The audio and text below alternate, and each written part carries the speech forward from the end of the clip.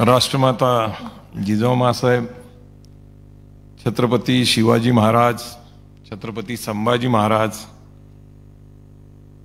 महात्मा ज्योतिबा फुले, छत्रपती शाहू महाराज, सयाजीराव गायकवाड, महामानव डॉक्टर बाबासाहेब आंबेडकर, अण्णाभाऊ साठे, अहिल्याबाई होळकर, सावित्रीबाई फुले, संत श्रेष्ठ तुकाराम महाराज, संत गाडगे महाराज, संत तुकडोजी महाराज, ज्या ज्या महापुरुषांनी या बहुजन समाजाचे हक्क आणि अधिकाराची लढाई लढली, प्रथम त्यांना वंदन करतो। आज साक्षात आपल्या कार्यक्रमामध्ये छत्रपती शिवाजी महाराज, छत्रपती संभाजी महाराज, छत्रपती राजाराम महाराज आणि आधुनिक काळातले राजश्री शाहू महाराज यांचे वंशज संभाजीराजे या ठिकाणी उपस्थित आहेत।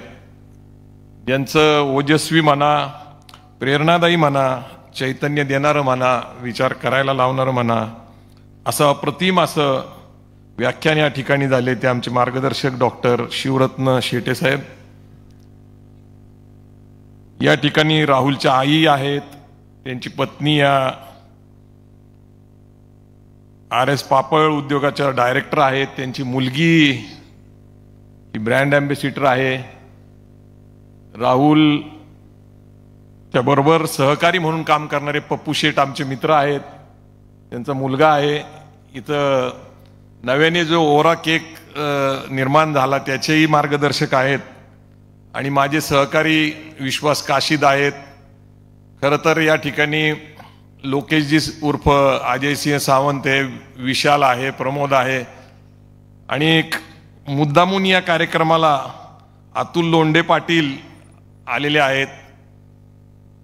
खरं तर संपूर्ण महाराष्ट्रातनं वेगवेगळ्या कारणाने या कार्यक्रमाला राहुलवर प्रेम करणारे, या उद्योगावर प्रेम करणारे, लाडाच्या कुल्फीवर प्रेम करणारे सगळे लोक इथं आलेले आहेत।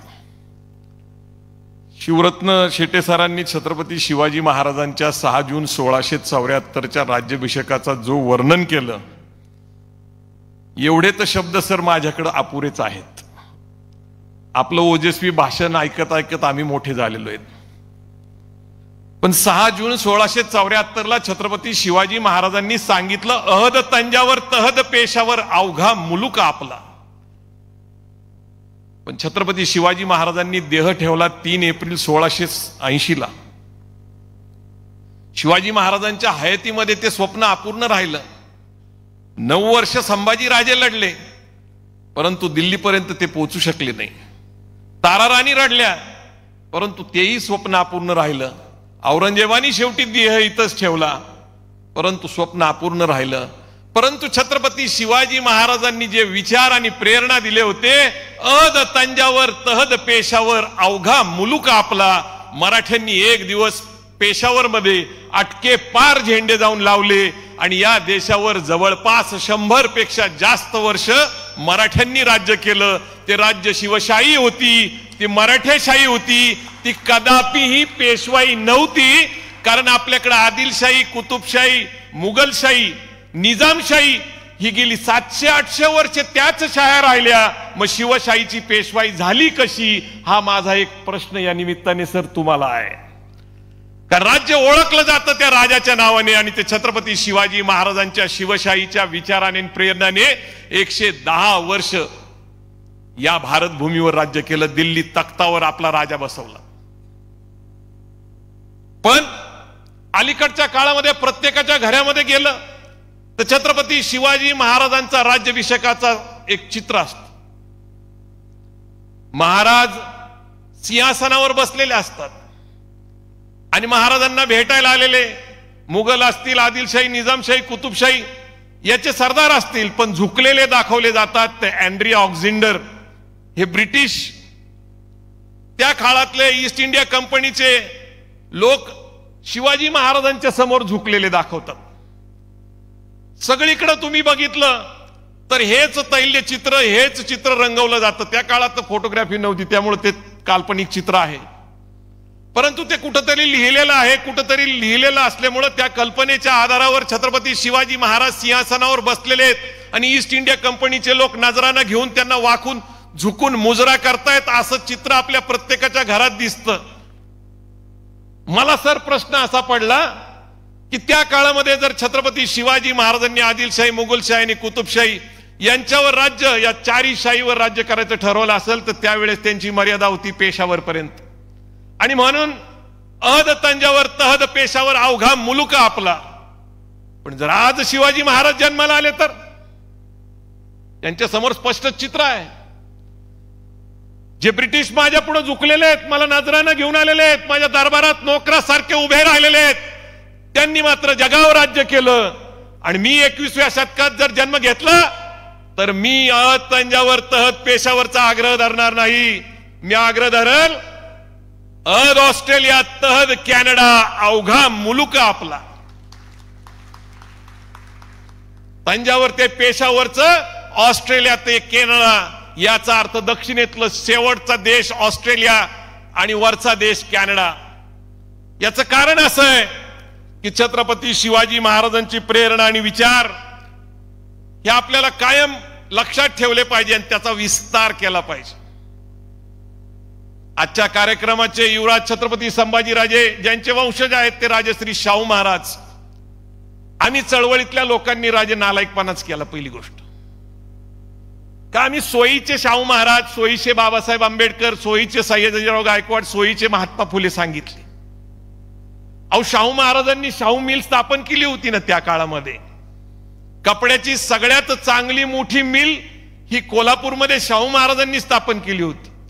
शाहू महाराजांनी त्या काळामध्ये लोकांना पैसा लागल म्हणून क्रेडिट सोसायटी, सहकारी संस्था स्थापन केल्या होत्या. त्या काळामध्ये शेतकऱ्यांना पाणी लागल म्हणून राधानगरी धरण बांधलं होतं.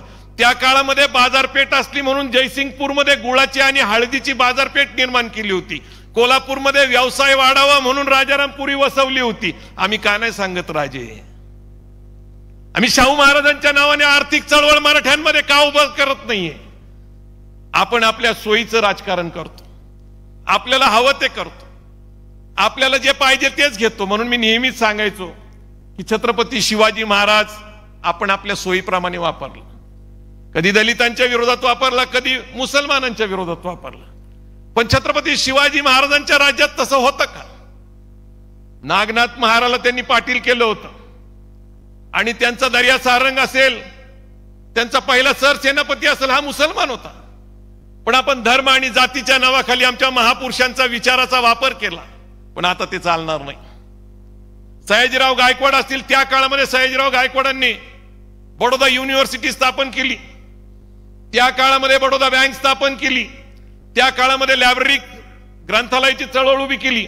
आणि हे शाहू महाराज असतील, राजाराम महाराज असतील, सयाजीराव गायकवाड असतील, परदेशात जात असताना चांगले तज्ञ लोक बरोबर घेऊन जायचे. शिकलेल्या शहाण्या लोकांना बरोबर घेऊन जायचे. परदेशाची ओळख करून द्यायचे. युरोप खंडामध्ये निर्माण झालेल्या उद्योग असेल, व्यवसाय असेल, तिथली प्रगती असेल, त्याची ओळख करून द्यायची आणि आपापल्या राज्यामध्ये तशा प्रकारची प्रगती करायची. हे आर्थिक धोरण, ही आर्थिक चळवळ शाहू महाराजांनी, सयाजीराव गायकवाडांनी केली होती. हे आम्ही का सांगत नाही? का सांगत नाही आम्ही? आज राहुलच्या निमित्ताने, राहुलने जो ब्रँड निर्माण केलेला आहे, राहुल तुझं कौतुक करावं तेवढं थोडंच. जर गरवारे कॉलेजच्या बाहेर तू, तुझी पत्नी एक स्टॉल लावून आईस्क्रीम विकत असतील, एक कुल्फी विकत असेल आणि आज तुझ्या 300 शाखा झाल्या असतील, तर तुझं कौतुक करावं तेवढं कमीच आहे. आम्ही काय, आम्ही संभाजी ब्रिगेडच्या शाखा फक्त बोर्ड लावण्यापुरतच छापल्या.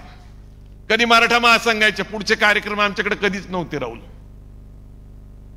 नेमका प्रॉब्लेम काय आहे की हा विचार त्याला सुद्धा शिवाजी महाराजांकडून मिळाला. मग तर कधी प्रमोद मांडे सरांच्या माध्यमातून असेल, कधी शिवरत्न शेटे साहेबांच्या माध्यमातून असेल, नाहीतर साक्षात शिवाजी महाराजांचे वंशज संभाजी राजेंच्या माध्यमातून असेल.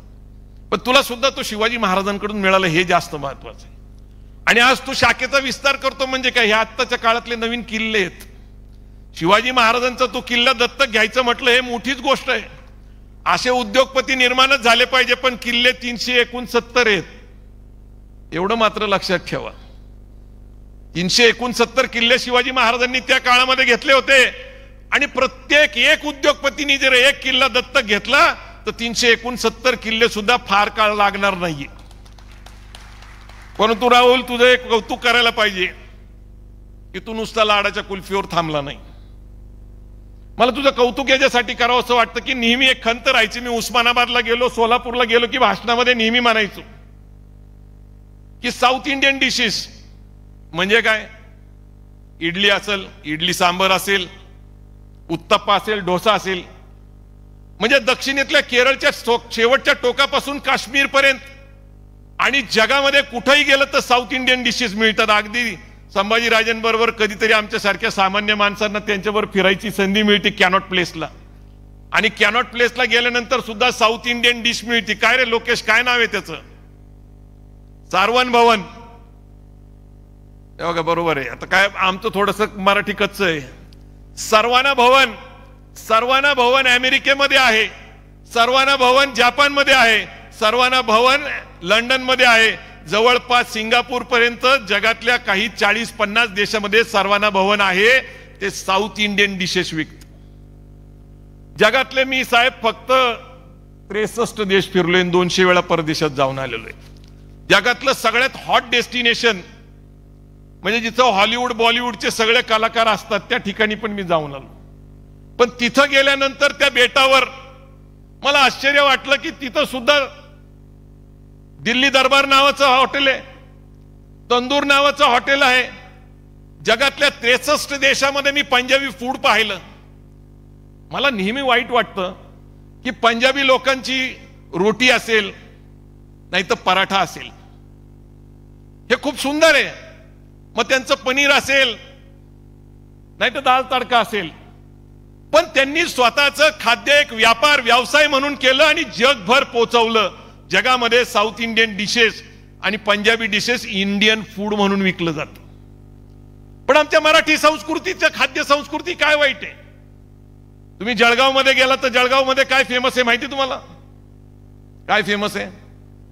पुरी आणि वांग्याचं भरीत अत्यंत फेमस आहे.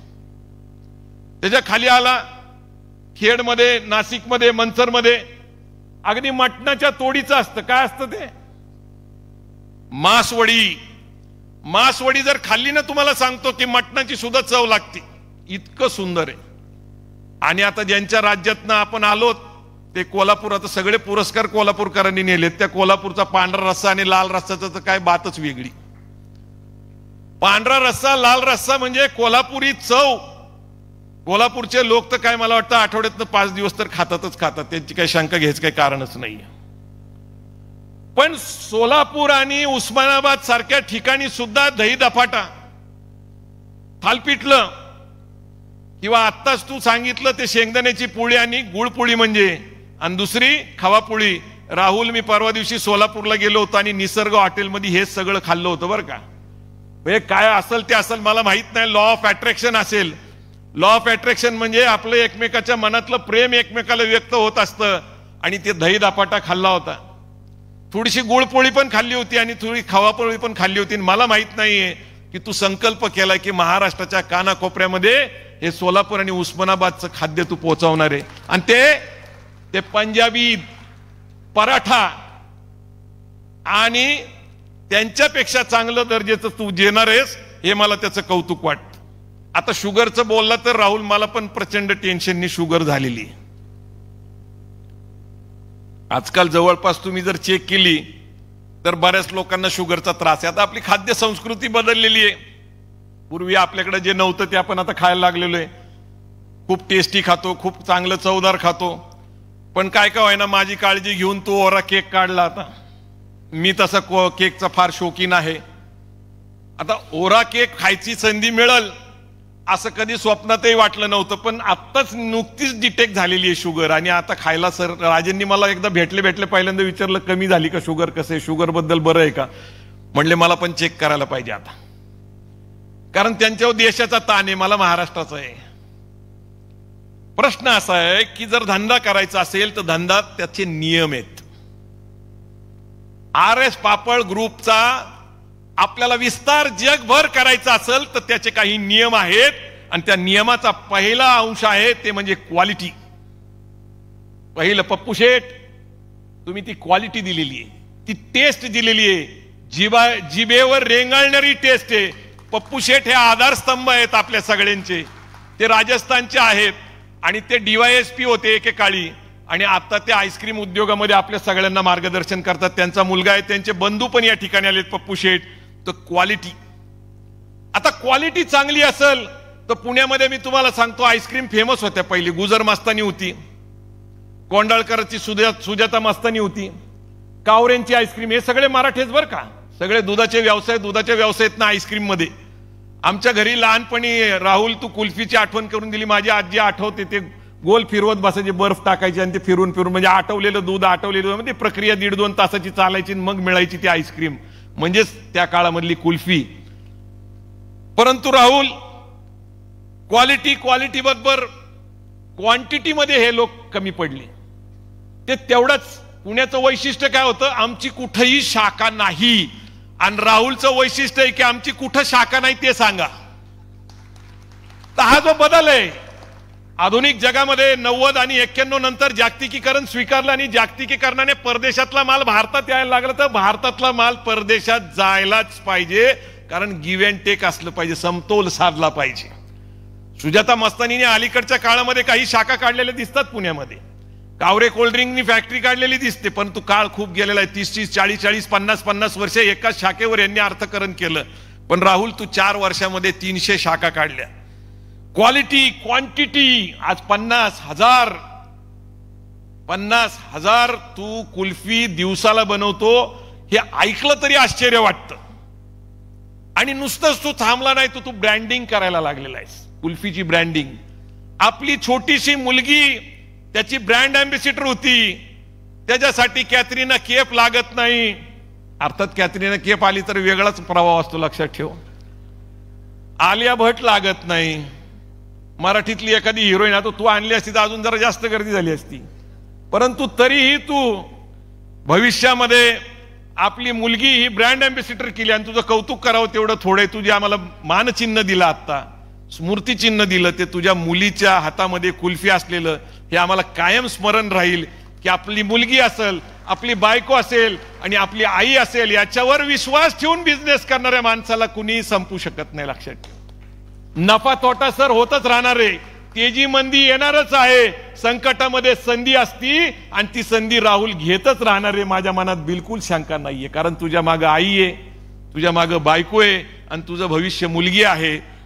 म्हणून क्वालिटी क्वांटिटी आणि ब्रँडिंग आणि मार्केटिंग सुद्धा केलं पाहिजे. म्हणजे राहुलनी प्रत्येक वेळेस, मी तुम्हाला सांगतो, मला अजून एक राहुल सारखा माणूस माहिती आहे, त्याचं नाव हनुमंत गायकवाड आहे. BVG भारत विकास ग्रुपचे हनुमंत गायकवाड. तुम्हाला कुठेही भेटू द्या, एअरपोर्टवर भेटू द्या, रेल्वे स्टेशनवर भेटू द्या, कार्यक्रमामध्ये भेटू द्या किंवा चहा कॉफीला भेटा, ते स्वतःचा लगेच लॅपटॉप काढतात, नाही तर आयपॅड काढतात आणि स्वतःचं मार्केटिंग सुरू करून टाकतात. ते विचार करत नाही हा आपल्या प्रभावाखाली येईल नाही. माझा नेहमीचाच अनुभव आहे. ते कुठे, मी सहज संभाजीराजेंना भेटायला दिल्लीला गेलो होतो, राजेंची भेट झाली, येता येता सहज एअरपोर्टवर आलो तर समोर आमचे हनुमंत गायकवाड. त्यांनी लगेच हुशारीने त्यांची जागा बदलून घेतली, माझ्या शेजारी आले. 2 गायकवाडी एकत्र 2 तास कसे गेले कळलेच नाही. त्यांनी त्यांची फुल मार्केटिंग केली आणि मी आपलं ते ऐकत बसलो. मला कौतुक वाटतं राहुल, ती कला तू सुद्धा घेतलेली. आणि हनुमंत गायकवाड आता राहुलचे सुद्धा जवळचे मित्र झालेले आहेत. राहुलची कुल्फी सैराट पिक्चरच्या नागराज मंजुळेंनी स्वतः येऊन कोल्हापूरमध्ये शोधली आणि त्याच्याकडे जाऊन खाल्ली.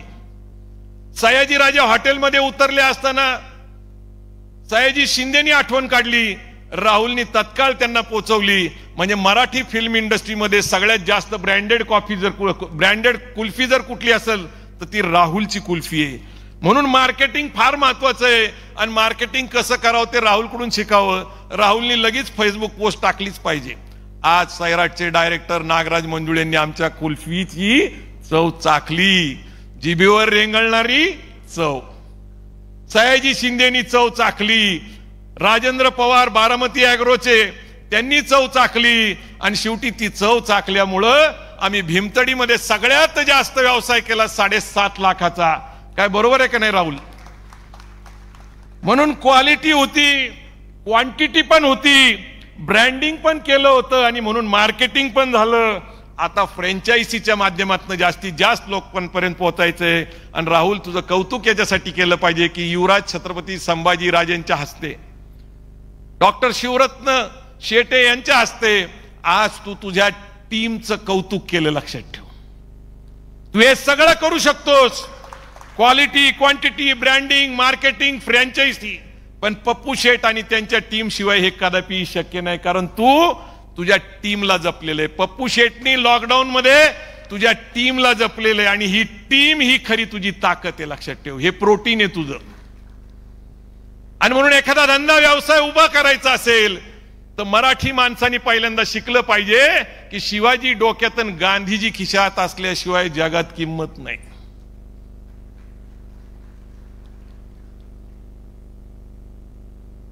संभाजीराजेंनी एका ब्रँडचं उद्घाटन केलं होतं, स्पेनका वॉटर. इथं आम्ही जे आता मगासपासून पाणी पितोय हे स्पेनका वॉटर आहे. ते सुहास आदमानेचं. त्याचं वय सुद्धा राहुल सारखंच, त्याचं शिक्षण सुद्धा जवळपास राहुल सारखंच. आता इथं अतुल लोंढे आलाय. अतुल जरा स्टेजवर येतो का? अतुल लोंढे पाटील हे टी शर्ट, ट्रॅक पॅन्ट आणि स्पोर्ट्स मधले जे काही गोष्टी आहेत त्याची ते निर्मिती करतात.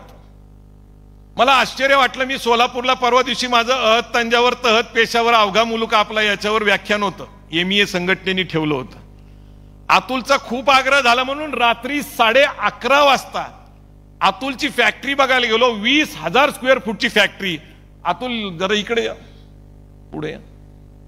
हा अतुल हा अत्यंत सामान्य कुटुंबातला मुलगा, शिलाई मशीन भाड्याने घेऊन व्यवसायाची सुरुवात केली. आज 20,000 स्क्वेअर फूट पेक्षा मोठं त्याचं वर्कशॉप आहे. वर्कशॉप याच्यासाठी म्हणतो कारण तिथं काम चालतं, त्याची फॅक्टरी आहे. अतुलचं मला कौतुक वाटतं कारण लॉकडाऊन मध्ये सगळ्यात जास्त त्याचे टी शर्ट आणि त्याच्या ट्रॅक पॅन्ट लोकांनी राजे वापरल्या. आपले SSPMS संस्थेचे राजे प्रमुख आहेत. मी 1 दिवसासाठी त्यांच्या संस्थेचा सभासद होतो, फक्त 1 दिवसासाठी. 20 सप्टेंबर 2018 साठी मी त्यांच्या संस्थेचा सभासद होतो. त्या संस्थेचा मी माजी विद्यार्थी आहे. त्यांना येणारे स्पोर्ट्सचे कपडे सुद्धा राजे हा बनवतो. हनुमान गायकवाड त्याची जी काय 80,000 लोकांची टीम आहे त्याचे कपडे सुद्धा हाच बनवतो. म्हणजे मी तुम्हाला जर सांगत बसलो ब्रँड बद्दल, पण हा लपलेला ब्रँड होता. हा कुठंतरी आपल्याला लोकांमध्ये आणलं पाहिजे. आणि शिक्षण जर त्याचं म्हटलं तर डिप्लोमा अपूर्ण. वडिलांनी सांगितलं याचं काय भविष्य नाही.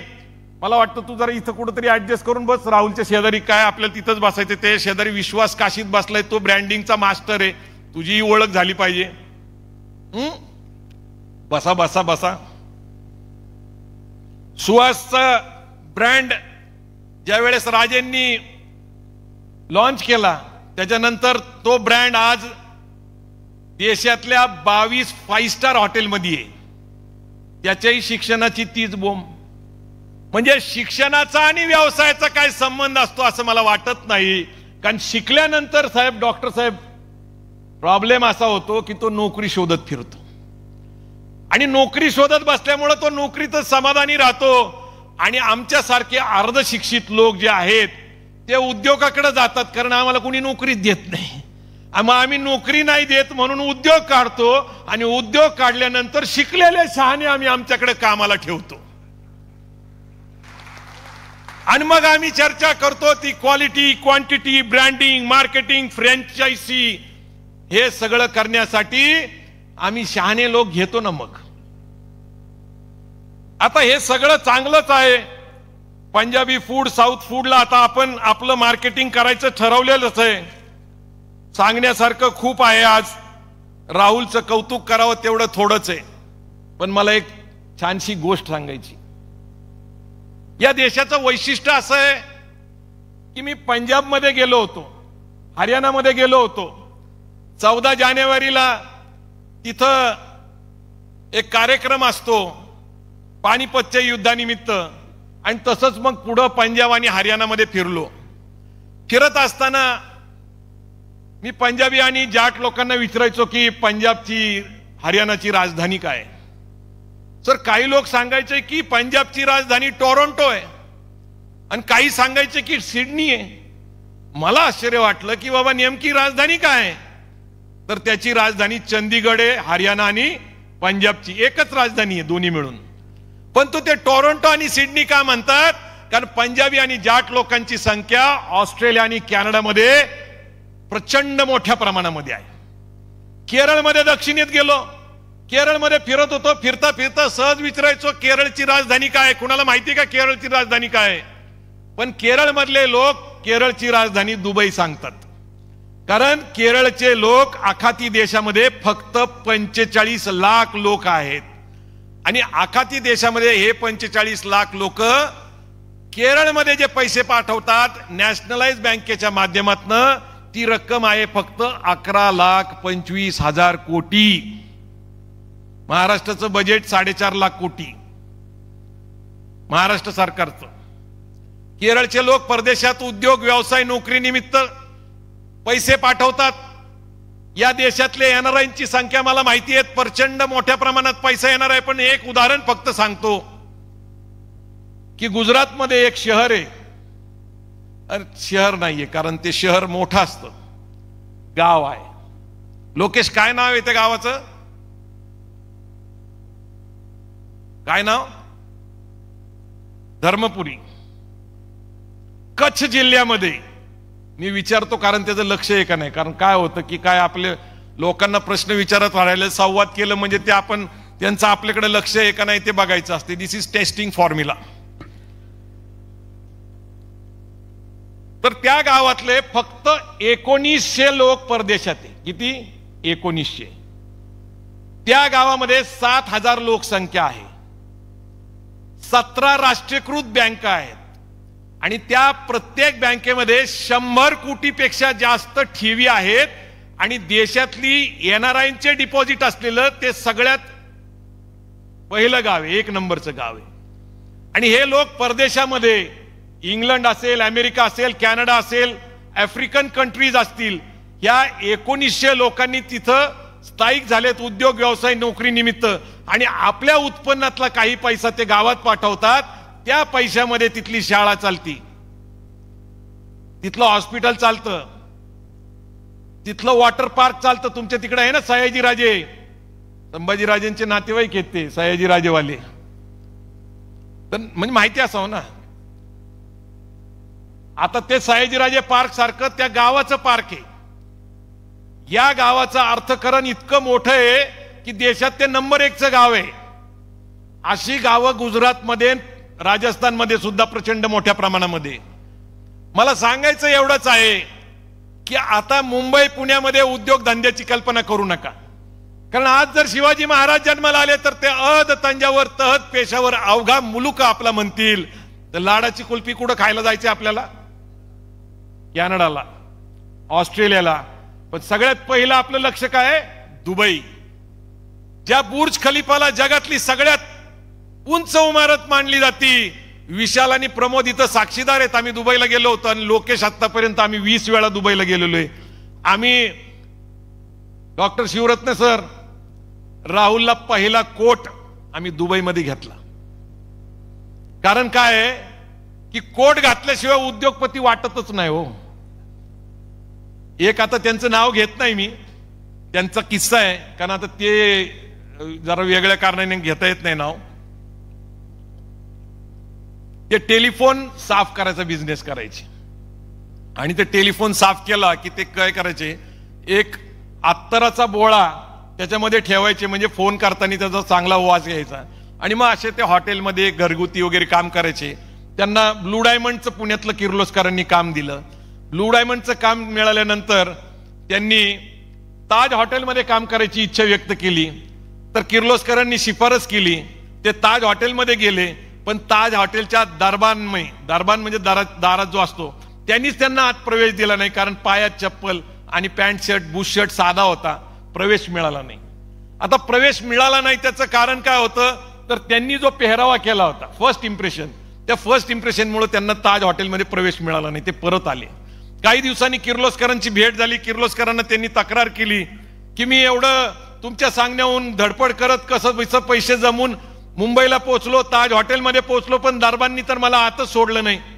तर किर्लोस्कर म्हटले की तू असाच गेला होता का? ते म्हणले हो असाच गेलो होतो, पायात स्लीपर आणि बुश शर्ट घालून साधा. ते म्हणले अरे तुला कसा प्रवेश मिळेल ताजमध्ये? त्यांनी त्यावेळेस 500 रुपये त्यांना त्या काळामध्ये 30-40 वर्षापूर्वी काढून दिले आणि सांगितलं सूट बूट टाय आणि तू तिथं जा. सूट बूट कोट आणि टाय घालून तिकडं ज्यावेळेस तू जाशील त्यावेळेस तुला कुणी अडवणार नाही. त्यांचा अनुभव तसाच होता. ते सूट बूट मध्ये गेले, त्यांना दरबारांनी अडवलं नाही. ते मॅनेजर पर्यंत पोहोचले आणि त्यांना ताज हॉटेलचं काम मिळालं. कारण first impression is last impression. तर इम्प्रेशन पडलं पाहिजे. आपण कोट टाय घालायला शिकलं पाहिजे. हे काय ब्रिटिशांनी आपल्याला दिलं म्हणून नाहीये. आपले वाडवडील त्या काळामध्ये धोतर घालायचे म्हणून आज आपण धोतर घालतो का? नंतर पायजामा घालायला, पण पायजामा घालायला लागलो का? नंतर हे तुम्ही जीन पॅन्ट घालायला लागला. तर काळाबरोबर वेळेबरोबर परिस्थितीबरोबर बदललं पाहिजे. आपण आपल्याला प्रेझेंटेबल केलं पाहिजे. तुमचे इम्प्रेशन पडलं पाहिजे. मी तुम्हाला एक किस्सा सांगतो. नवीनच BMW गाडी घेतली होती. BMW गाडी घेतल्यानंतर एक्सप्रेस रोडला गाडी चालवायसाठी गेल्यानंतर डिझेल भरायला त्या एक्सप्रेस रोडच्या पेट्रोल पंपावर गाडी घातली. गाडी अत्यंत नवीन सुंदर होती. सगळ्यांना बघू वाटत होती. ब्लॅक कलरची होती म्हणून लोक माझ्या जवळ यायचे. मी माझा संभाजी ब्रिगेडचा ड्रेस घातलेला, ब्लॅक पॅन्ट व्हाईट शर्ट. मला म्हणायचे ड्रायव्हर साहेब गाडी ऍव्हरेज किती देती? आता एक्सप्रेस रोडला गाडी बिडी चालवली, परत आलो. अतुल तुझ्यासाठी महत्वाचं आहे. त्याच्यानंतर मर्सिडीज असेल, BMW असेल, पजेरो असेल, आपल्याकडे जेवढ्या गाड्या आहेत त्या कुठल्याही गाडीत ज्यावेळेस मी गाडी चालवायला बसलो त्यावेळेस ट्रॅक पॅन्ट, टी शर्ट आणि ते रंगीबिरंगी स्लीपर घातल्या. लोक म्हणायचे साहेब गाडी किती ऍव्हरेज देते? जितके साधे राहताल तितके तुम्ही ओळखले जाता मालक म्हणून, कारण दॅट इज कॅज्युअल. पण तिथपर्यंत सुद्धा जायला पाहिजे. परवा दिवशी एक व्हिडिओ फिरला टाटांचा, कप केकचं त्यांचं ते वाढदिवसाचा 84वा वाढदिवसाचा. तर simplicity is the costliest thing. लक्षात ठेवा, साधं राहणं. तुम्ही अंगावर किती सोनं घातलं याच्यापेक्षा तुमचं मन सोन्यासारखं असलं पाहिजे. तुमचं मन दिलदार असलं पाहिजे. राहुलनी कदाचित लाडाची कुल्फी स्वतःसाठी मर्यादित ठेवली असती, त्याचं एकट्याचं अर्थकारण झालं असतं. पण राहुलनी अर्थकारणाची चळवळ करायची ठरवलं आणि म्हणून आज राहुल पापळचा लाडाची कुल्फीच्या ब्रँडचं आपण या ठिकाणी कौतुक करतो. आणि कौतुक केलंच पाहिजे. कारण कोल्हापूरमध्ये 1 कोटीचा धंदा म्हणजे काय साधी गोष्ट आहे का? अहो, कोल्हापूरचं वैशिष्ट्य असं होतं की कोल्हापूरमध्ये उभी म्हैस करून तुमच्या समोर दूध काढून द्यायचं, पाण्याचं मिलाप नाही. म्हणजे कोल्हापूरचं वैशिष्ट्यच असं की तिथं मिलावट नाहीये. आणि कोल्हापूरमध्ये तुम्हाला माहिती आहे सोळुंकी नावाचा ब्रँड फेमस आहे. जवळपास 20 शाखा आहेत. तिथं अजून एक शाखा आहे फेमस कलेक्टर कचेरीच्या समोर. सांगा बरं नाव काय त्याचं? नाही, साळुंके दुसरी एक फेमस कुल्फी आहे तिथं, आपला आईस्क्रीम आहे. काय रे? राज मंदिर. कोल्हापूरच्या लोकांना माहिती. राज मंदिर सारखा ब्रँड आहे तिथं. सोळुंकीचा ब्रँड आहे. अजून एक ब्रँड आहे संभाजीराजेंना मानणारा कार्यकर्ता आहे गवळी नावाचा, ऋषिकेश. काय नाव आहे? इम्पिरियल. इम्पिरियल सारखा आईस्क्रीम आहे तिथं. राज मंदिर सारखा आईस्क्रीम आहे. सोळुंके सारखे. आणि तिथं राहुल ज्या वेळेस तुझी आईस्क्रीम 1 कोटीचा धंदा करती, तुझं सगळ्यांनी सॅल्यूटच केलं पाहिजे. कारण जी आईस्क्रीमची नगरी आहे. आईस्क्रीम कुठं खावं तर कोल्हापूरमध्ये. कारण असं म्हटलं जातं की 50 फुटावर आईस्क्रीमचं दुकान असलेलं कोल्हापूर या ठिकाणी. आणि तिथं लाडाची कुल्फी विकली गेली म्हणजे ती जगात विकली जाणार आहे, लक्षात ठेव. आणि बोलण्यासारखं खरं तर खूप आहे राहुल. संभाजीराजेंना आपल्याला ऐकायचं आहे. पण आपण आपल्या महापुरुषांचा विचार हा आर्थिक चळवळीचा सुद्धा होता. जे काय आपल्याला आजपर्यंत करता आलं सामाजिक चळवळीतनं, आक्रमक असेल, व्यावहारिक असेल, लेखन असेल, आम्ही केलेलं आहे. परंतु आता मात्र थांबता येणार नाही. आमचा दृष्टिकोन अत्यंत स्पष्ट आहे. अतुल, तुला या ठिकाणी बोलवायचं कारणच हे होतं किंवा सुहास असेल, तुम्ही आमचे ब्रँड अँबॅसिडर आहेत. आमच्या विचाराचे, आमच्या आर्थिक चळवळीचे तुम्ही राहुल असेल, अतुल असेल, सुहास असेल, हे आमचे ब्रँड अँबॅसिडर आहे.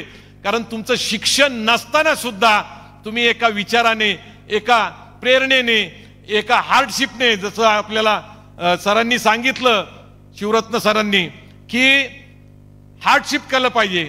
तुम्ही ते करताय. तुमची उदाहरणं घेऊनच मी महाराष्ट्रात फिरतो आहे. Atul, Rahul, I am proud of you.